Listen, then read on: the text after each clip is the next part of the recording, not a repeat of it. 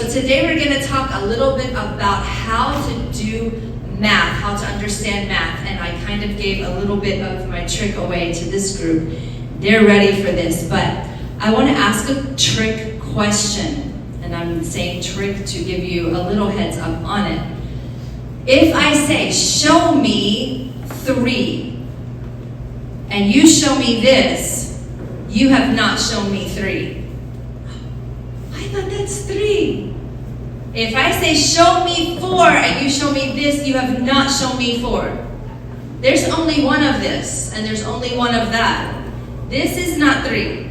This is a symbol for 3. This is not 4. This is a symbol for 4. And this is why we should never start math with symbols. We instead start with the concrete. This is what we call more abstract, meaning a symbol for it. And the concrete would be if I say, show me 3, you can do this. Is that 3? Yes, 1, 2, 3, there's 3 dots. That's actually 3. If I say, show me 5, that's actual 5. Or show me 4, that's a real, this is 4. This is a symbol that shows that. It's just a symbol. Like if I said, show me a cat, you could draw a picture of a cat, but it's not actually a cat, it's a picture. But a real cat, that's a cat, okay? This is a 4. Does that make sense? Okay. This is why with math, we are not going to start with writing down numbers and then say to your child, what is this number? Or what is this oh, sorry, that's a really ugly. What is this plus this? No, don't start there. That's symbols. Instead, I want to start with something like this. What number is this? 6. And A.C.E.S said that, and she did not touch these and count them. A.C.E.S already knows the meaning of this number because she's done this enough to where she can look at it and say that's 6. Now, most adults can do that. But a lot of kids, if you do this, and you say what number, they're going to go 1, 2, 3, 4, 5. You want to get past that point to where they actually know that number. They should look at that and say that's 5. And then, when you're adding, once they get to the place where they can just do that, if I roll it and say, what number is it, and they start to recognize the number, then I can start rolling 2 of them. And I can say, what number do I have now? At first, they might go 1, 2, 3, 4, 5, 6. That's level 1. Level 2 would be that I know the biggest number already. I already know this is a 5, so I don't have to count 1, 2, 3, 4, 5. I already know it's a 5, so I say 5. And then I start counting up.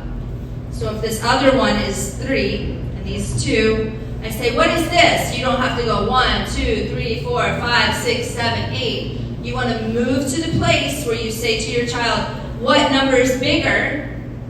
It's this one. Put your hand on it and say the number 5, and then count up. 5, 6, 7, 8. And then I can say it's 8. Now eventually I'm going to be able to roll it, and they're not going to count at all. Let's see if anybody can do that.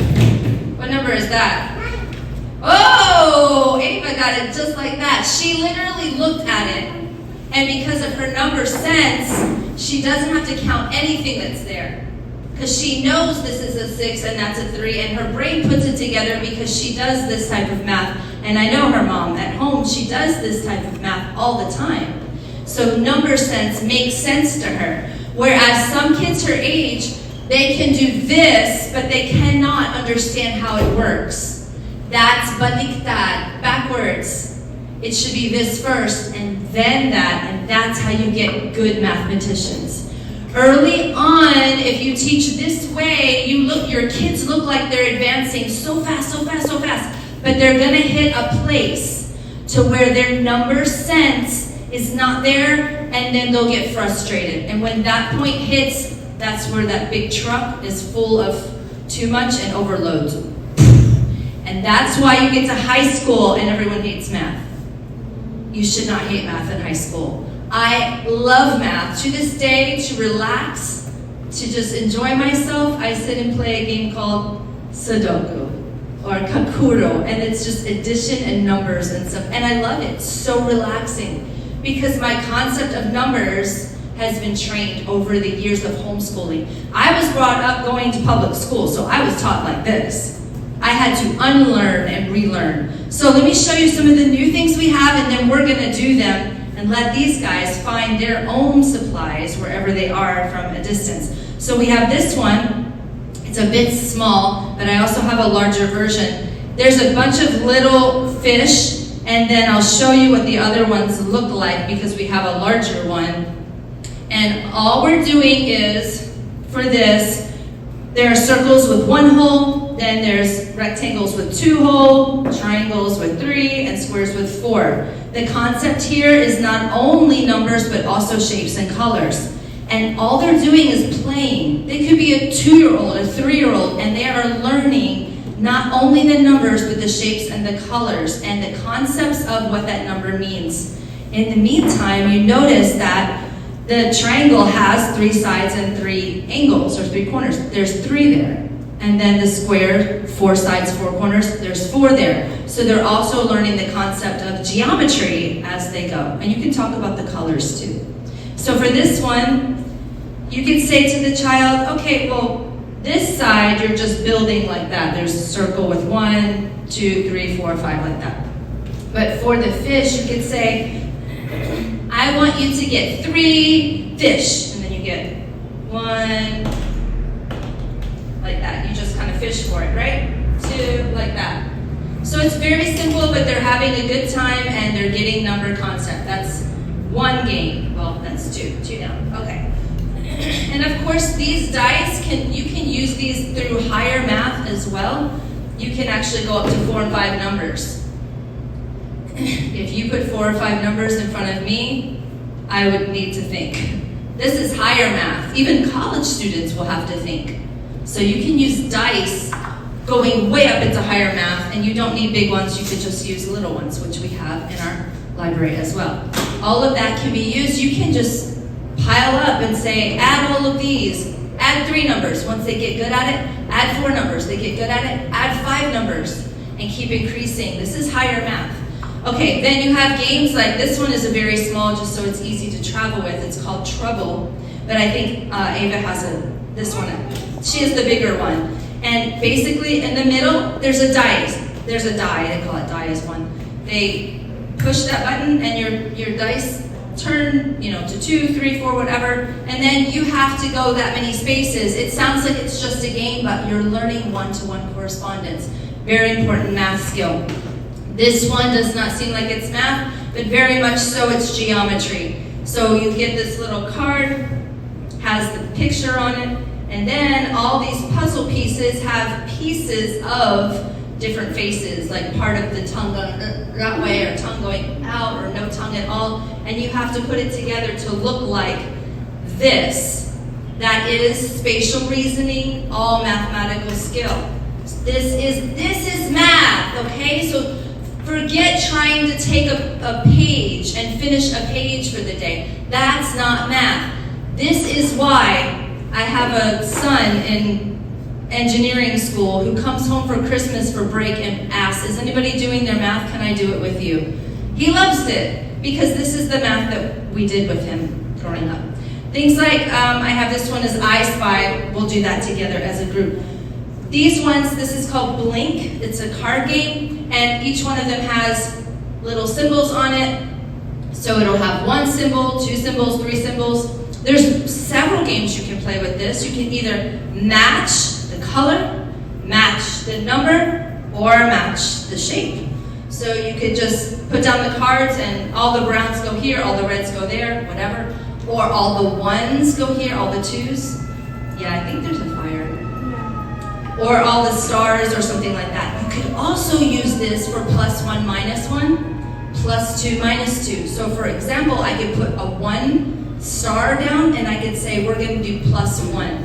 So that means when I put down the 1 card, I can go +1, which is 2, or I could go -1, which in this case, I don't have a -1. You have to go +1. So once I put the 2 card down, plus 1 is 2. Now on this 2 card, I can either put a 1 or a 3.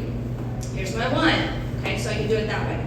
You can go up or down, playing that. Okay, so that's another way to learn greater than, less than,